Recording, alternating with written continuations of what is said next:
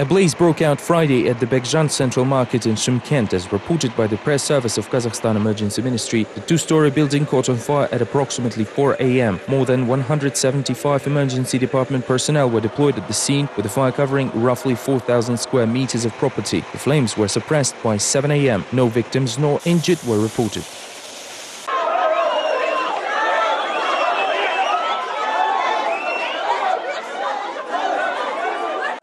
About 3,000 people gathered outside the market administration building, failing to receive clear answers about the fire and further actions. They've pelted the office building with rocks, shattering windows. Nobody appeared to be seriously injured, while the owner of the space, Amirkhan Shumenov, promised to return the money to leaseholders for the last tax levy, which for some reason was collected ahead of time. The market will also restore the sales areas within a few months and compensate traders for the loss of their property.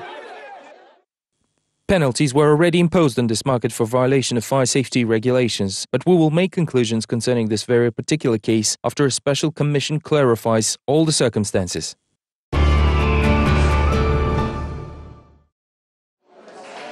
The verdict of the Mangistau Regional Appeals Court on the case of 37 oil workers will be announced on Monday, August 6, with all the due hearings completed on Friday. The prosecutor was the first to take the floor and asked the court to leave the previous ruling in place. On the other hand, attorneys hope for a full acquittal of their clients. Lawyer Arman Zhamenov added that several violations took place in the course of the verdict announcement on July 4th, since oil workers presented with equal charges were later sentenced to arbitrary and varied terms, and some even received suspended sentences. All 37 defendants are accused of organizing and participation in mass riots in Zhanaozen on December 16th.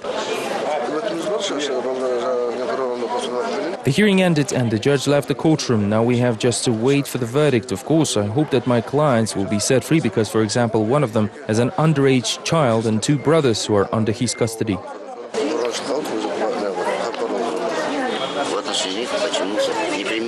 Despite the fact that some defendants confessed, they were still charged with the same offenses while others were not. In this case, if the appeals court will not change the verdict of Dasmagambetov and Idilov, then it will be breaking the law. Everyone is equal under the law after all.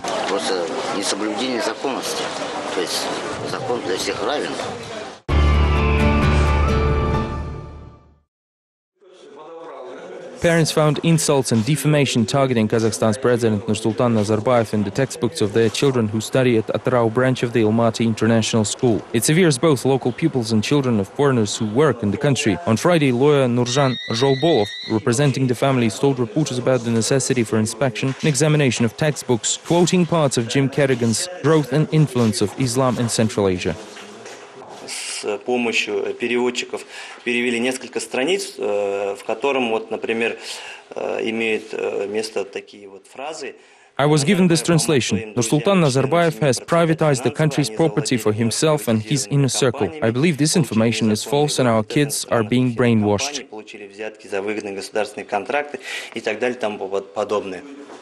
At the same time, the lawyer noted that the translation of some of the quotes provided by parents is not legitimate, therefore it is necessary to recheck with a certified interpreter. Nurlan Zholbolov already appealed to the National Security Committee and the prosecutor's office, who requested to see the textbooks in question. We received a complaint and the investigation is currently underway. The results will reveal whether the complaint is valid.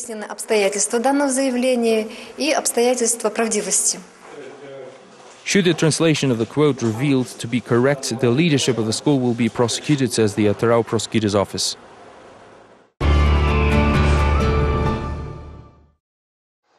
Outbuildings became a subject of dispute between residents of an expensive neighborhood in Almaty and Alandrialty, a construction company which claims the tenants' sheds are located on its territory. The company now seeks court's permission to raise the sheds, to the strong opposition of local residents, some of whom lived there since the 30s. The court was to review the case on Friday, but tenants asked for the judge's disqualification since none of their prior appeals were taken into account.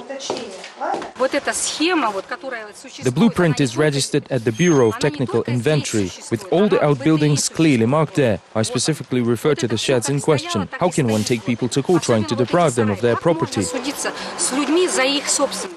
Representatives of Alandrialty refused to comment on the situation. The tenants, meanwhile, have already moved their sheds closer to the homes, but that did not make the developers happy either. Lawyers say that all actions of the company are illegal, starting with the land plot purchase and including the demands to raise the sheds. The next hearing is scheduled for Monday, with a new judge appointed the same day. We now ask to estimate the area belonging to Alan Realty and the area owned by residents of the building 13F in accordance with prior markings. This will help us to get a better understanding of the measurements.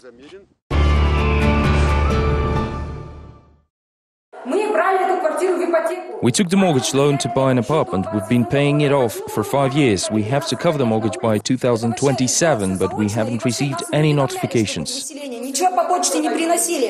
Yet another scandal with the mortgage holders broke out on Friday. Resident of Astana's Baikonur complex, Asel Nurmukhambetova, was almost evicted from her own apartment. She's been living there for already 2 years. However, it appears the apartment is now owned by someone else. The appropriate litigation is now underway. According to Asel, nobody warned her family about such drastic measures as eviction. Yet the legal executive said the opposite while attempting to break in along with firemen.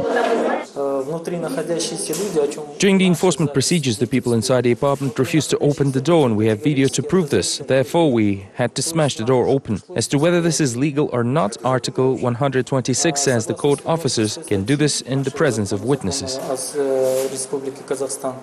Court officers only calmed down after the intervention of Leave Housing to People Public Association members who said firemen had no rights to break into the apartment and filed a complaint to the Ministry for Emergencies.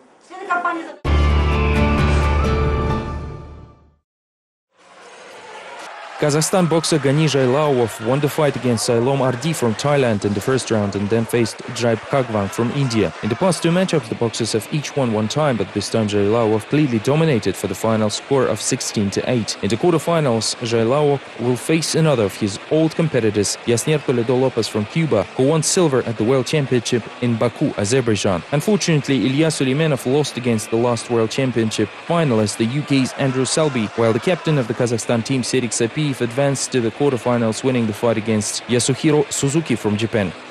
Ladies and gentlemen, the winner by a score of 16 points to 8 in the red corner, representing Kazakhstan, Gani Zhailaov.